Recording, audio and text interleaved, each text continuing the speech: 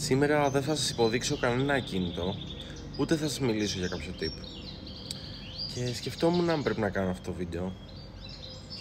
Αλλά επειδή με ρωτάνε συνεχώς αυτή την ερώτηση και έχοντας δουλέψει με πολλούς επιχειρηματίες και επενδυτές τα τελευταία χρόνια, η γνώμη μου είναι ότι τα ενοίκια στην Ελλάδα δεν θα πέσουν.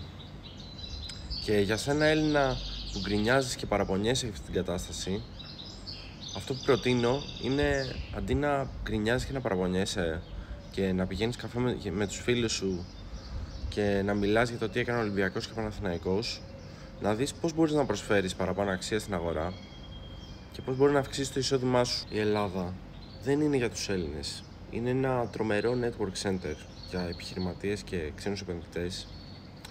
Αλλά οι Έλληνες αυτό που μπορούμε να κάνουμε είναι να δούμε τι παραπάνω μπορούμε να προσφέρουμε στην αγορά.